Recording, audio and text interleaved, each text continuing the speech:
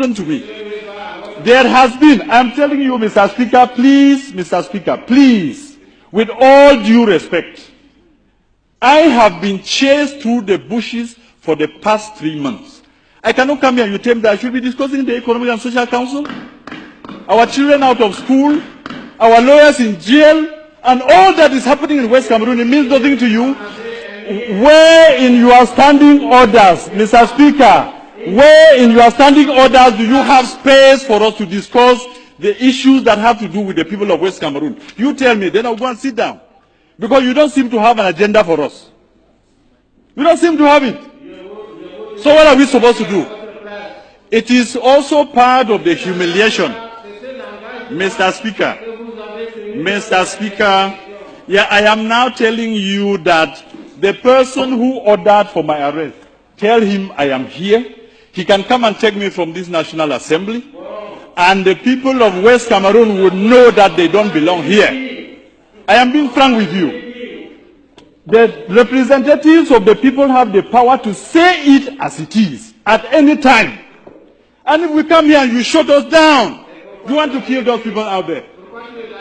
You want to kill those people out there. So what should we do? That is your wish, Mr. Speaker. I should have waited for them to bring my head to you. That is what you would have wanted. I simply say no. Mr. Speaker, can you now, on this floor, give a nation that you call yours, people can do what has been done to our children in West Cameroon. I call it West Cameroon because you will never take it out of our mouths again, because that is a territory in which we believe in freedom. To go out on the street and demonstrate is a basic right for us. And that is why we are saying that there are two Cameroons that came together. If you are telling us, like a state minister stood here last year and told us that what happened in Cameroon is like dropping a few cubes of sugar into a basin of water. Who is the sugar and who is the water? I'm asking the government bench of Cameroon. Who is? That you rape our children. My brother's daughter has been raped in Boya. I swear to you, the government of this country, does the president of this country know that the governors and the DOs and all the administrators you have sent to West Cameroon are out there behaving exactly like an army of occupation? Our people have nowhere to go. We have made all the efforts.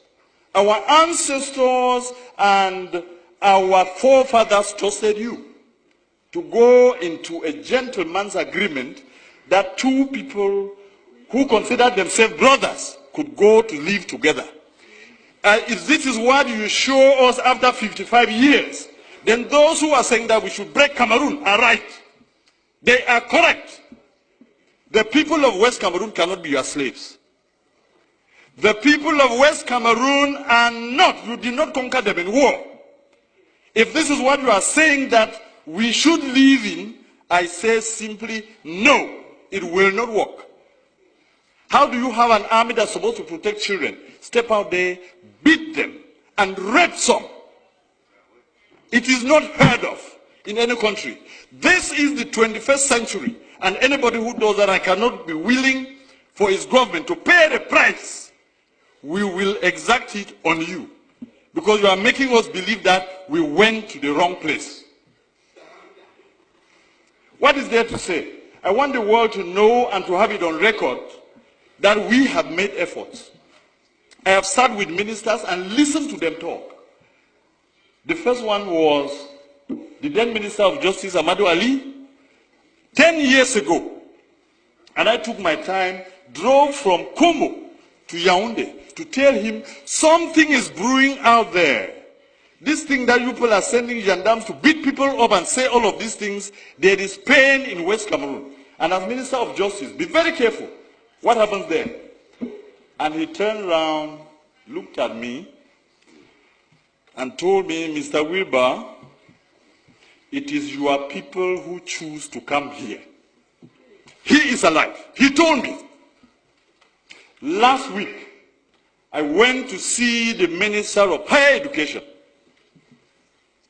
Professor Famindongo, and I told him the problems in Cameroon, the problem we have in West Cameroon, is the problem that will bring down Cameroon. If you do not handle it well, you will not know Cameroon as it is in a few months or in a few years. When people have had pent-up anger and pain, humiliation, for over 50 years, when it bursts out, you will never be able to control it. And I told him. And simply what he asked me was, qu'est-ce que vous allez faire? Because you have your army of occupation out in West Cameroon, you believe that when the people will rise, even if you took the whole of the French army and added to yours, you will never bring them down. And we have no need for that. We don't have any need for that in the 21st century. I was one of the believers in a unified Cameroon. And I want to tell this house that what has happened to those children in Buea University and in Bamenda has convinced me that the people who say Cameroon should go in two parts are correct. And there are more and more of us out there who now believe that it is the ultimate end.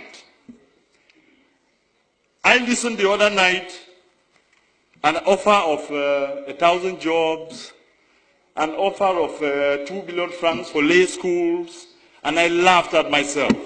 Are my people slaves? So you now take them to be your dogs, that you can beat and wound and maim, break their bones, then throw a piece of meat for them to fight over. It has to end. If we, the people of West Cameroon, have to continue doing what we are doing, it is because we believe that the more is always the merrier. When you have more people, you have more chances of surviving in life. If the more people who are the people of East Cameroon have proven to us that our blood means nothing, then it is time for us to say it will soon be over. I want to give you a quote here in this house that I borrowed from the American liberators. When injustice becomes law, resistance becomes a duty. The people of West Cameroon have a duty to resist your oppression. I called it oppression because of what I've seen in the field. Let me quote you another two instances. 3 weeks ago, there was an incident in Bangolan, which is a neighboring village to Jakiri, where I come from. And I don't know what it was about, and a Yandam officer was killed. And the forces of law and order, under the instructions of the SDO of Ngokitunya, move into Jakiri, a neighboring village, and take away 100 men. Just beat them up, break their bones, and then just leave them there. And I went to that place where he took these people, and I told him, Mr. SDO, you are going to release my people. He sent soldiers to me, and one of them told me, I said, I am the representative of these people because I'm a parliamentarian. And the young man turned around and asked me, et puis quoi?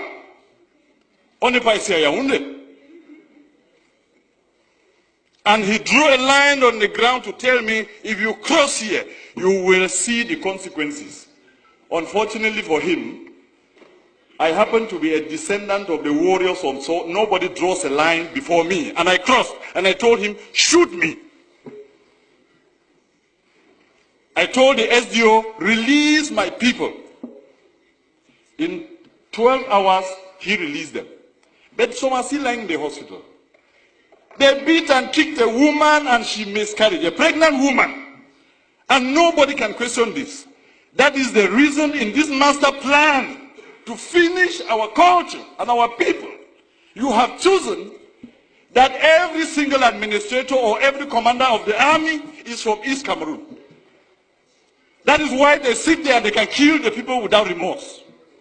This has to end. Mr. President, Mr. Speaker, I want to repeat this quote. When injustice becomes law, resistance becomes a duty. We, the people of West Cameroon, will resist you, and if you want to take that territory by force, you will kill to the last man before you take it. And you can start from me today. You can start from me. It has to end. Somebody has to know that this is not how you treat a people. 50 years is too long. 50 years is a very, very long time. And we come here and sit just talking about the budget. You normalize murder. You normalize rape. Mr. Speaker, I am sorry to tell you that this is part of the resistance. You will hear me to the end. When injustice becomes law, resistance becomes a duty. It is my duty to defend my people. You will not stop me because of lack of time. Or if you want to, you can call your brutal gendarmes to come and kill me here. I will not. I will not. I want you to hear this, Mr. Speaker, that my people are suffering, and that the cube of sugar that was defined in this house, are you just angry, Mr. Speaker, that the person you considered your slave, a slave has risen in the master's house and is asking a question? I have, Mr. Speaker, I'm telling you, this is part of my resistance, and you will hear me to the end. Bring the brutal soldiers who raped our daughters to take me out of here. I will say it to my end. I will say it to the end. There is nothing you can do to me. I'm wondering whether His Excellency the President of the Republic knows that the governors and the DOs are behaving exactly when they are posted to West Cameroon as colonial masters. When they abuse people and insult them and do all they have done, we have to resist, and we have to tell you our people will not be brought down because we came into this union as equal partners. Yes, sir. And I am done. And I am done. And we will resist.